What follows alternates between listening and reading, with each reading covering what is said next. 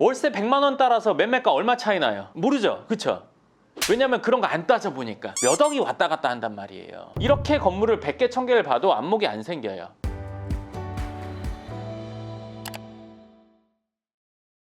반갑습니다, 황 소장입니다. 이번에는 지난 영상에 이어서 실제로 건물을 보면서 알게 되는 것들에 대한 이야기를 나눠보도록 하겠습니다. 최근에 강남구에서 이뤄졌던 3개월 동안 건물이 매매됐던 자료를 저희가 위치별, 주소별, 그리고 금액별, 평당가, 건물 연면적당 이런 것들을 다 분석해서 자료를 만들어 놨습니다. 그래서 그 자료가 필요하신 분들, 건물을 사려고 하는 분들은 그 자료 한번 보시면 도움이 되실 거예요. 그 자료가 필요하신 분은요, 연금형 부동산 연구소 카페 공지글에 보시면 제가 그 자료를 올려놨으니까 다운받아 보시면 도움될 것 같습니다.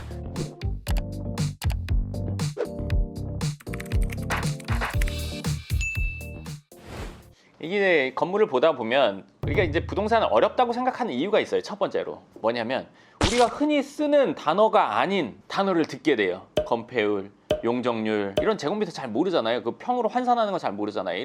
이런 것들을 듣게 된단 말이에요. 그런 것들 때문에 일단은 어렵게 생각 내지는 어색하게 생각을 하는 거죠. 이제 건폐율, 용적률, 연면적, 대지면적 하여간 이런 것들이 있는데 사실 이거는 이렇게 보시면 좋을 것 같아요. 그러니까 건물이라고 치면 일단 신축하기 위한 건물, 그렇죠? 그리고 리모델링하기 위한 건물, 그리고 그대로 갖고 갈 건물, 이렇게 세 가지라고 볼 수 있어요. 그러면 10년이든 그 이상이든 그대로 갖고 가도 될 만한 건물들이 있잖아요. 임대가 잘 되고 있고 이런 건물들.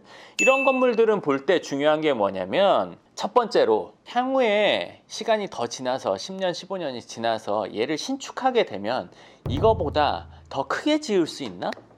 예를 들어서 건폐율, 용적률이라는 게 있는데 법정으로 정해진 건폐율과 용적률을 다 활용된 건물이냐 아니면 좀 남아있냐, 이게 중요해요. 새 건물인데 10년, 15년 뒤에 내가 이거를 증축이나 신축을 했을 때 더 크게 지을 수 있다. 그러면 그 부분 때문에 얘는 수익률이 적게 나와도 그 부분을 가격에 반영해야 돼요. 시간이 지나서 철거하고 지었을 때 더 크게 지을 수 있냐 없냐도 가격에 반영이 돼야 된단 말이에요.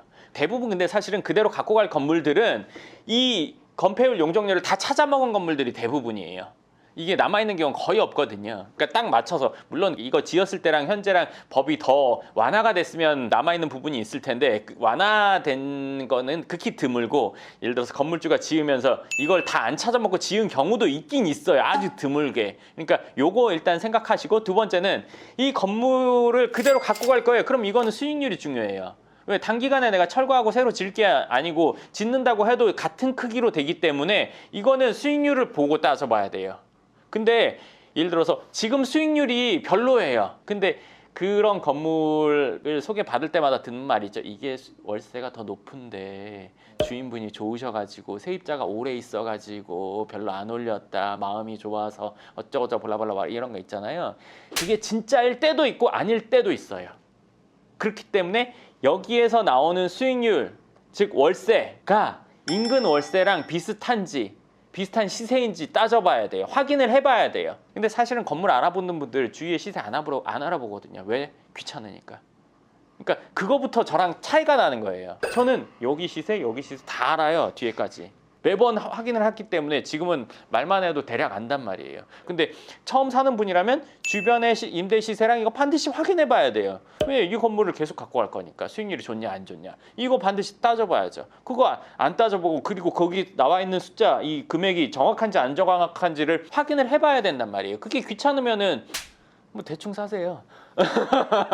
그게 귀찮으면 그냥 대충 사시고 난 크게 그런 거 상관 안 해. 건물이 있으면 됐지 이렇게 생각하는 분도 저는 못 봤지만 있을 수 있으니까요. 네, 일단 두 번째는 수익률 확인해야 되고 그 임대료가 정확한지 확인을 해봐야 돼요. 주변과 임대료가 차이가 난다면 임대료가 왜 차이 나는지 확인해 봐야 돼요. 임대료가 높은 경우도 있고 낮은 경우도 있어요. 낮은 경우는 건물의 구조가 바보 같은 경우도 있어요. 주차가 바보거나 구조가 바보거나 그런 부분이 있기 때문에 차이가 날 수는 있어요. 그리고 또 하나, 주변보다 월세가 월등히 높아요. 한 1.23배. 이런 경우가 있어요. 그러면 이 건물이 임대료 높은 이유를 찾아봐야 된단 말이에요. 정말 얘가 그만한 가치가 있어서 그 임대료가 책정돼 있는 건지, 아니면 높은 가격을 받기 위해서 임대료가 원래 그 정도 금액이 아닌데 그 정도 금액으로 책정이 돼 있는지 확인을 해봐야겠죠. 월세 100만 원 따라서 매매가 얼마 차이 나요? 모르죠, 그쵸? 왜냐하면 그런 거 안 따져보니까. 그러니까 수익률 3%로 따지냐 뭐 1%로 따지냐 그거에 따라서 몇 억이 왔다 갔다 한단 말이에요. 그렇기 때문에 그거 반드시 확인해야 돼요. 이게 높으면 왜 높은지 낮으면 왜 낮은지를 확인해야지. 그걸 모르고 보통 이 생각하거든요. 높네 낮네 그대로 받아들이죠.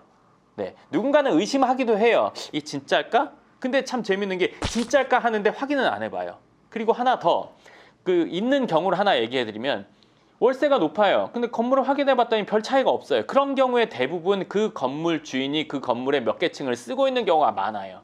그러니까 본인이 본인 건물을 팔기 위해서 본인 건물의 월세를 주변보다 약간 높게 책정할 수 있겠죠. 450인데 뭐 50만 원 높이거나 이럴 수는 있잖아요. 한 3개 층만 해도 150은 높아지니까 매매가 얼마 차이 나겠어요? 몇 억 차이 나겠죠. 그러면 이런 경우에는 높이는 경우가 다 있진 않지만 없진 않습니다.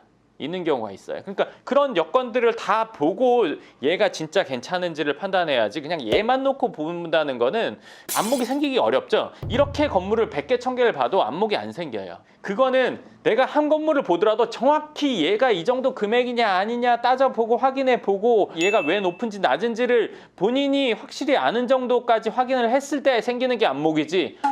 저거 얼마구나. 그렇구나. 월세가 얼마 나오는데. 용적률은 건폐율 이런 거 외워봤자 아무 필요가 없다는 거예요.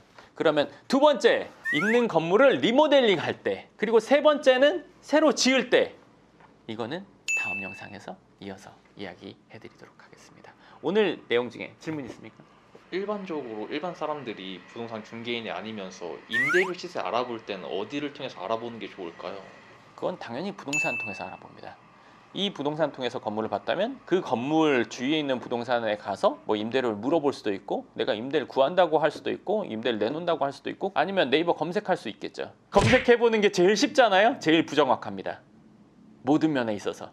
그리고 그거보다 좀 난 게 통화해보는 거. 그거보다 난 게 대면에서 이야기하는 거. 근데 대부분의 경우 2단계까지 안 가죠. 여기에서 어떻게 해보려고 하죠. 내가 건물을 잘못 사면 그게 몇백만 원, 몇천만 원 날리는 게 아니라 몇억, 몇십억 차이 날 수 있거든요. 그 이상 차이 나는 경우도 있고요. 그렇기 때문에 그거는 2단계까지는 다 해봐야 된다고 생각해요. 네, 그러면 오늘 건물을 사면서 그대로 갖고 갈 건물을 볼 때 어떤 것들을 봐야 되는지 얘기를 해드렸고요. 이 다음 시간에는 리모델링 할 건물 그리고 신축할 건물을 볼 때 어떤 것들을 중요하게 봐야 될지 이야기해드리도록 하겠습니다. 그럼 오늘 영상 여기까지 하겠습니다. 감사합니다.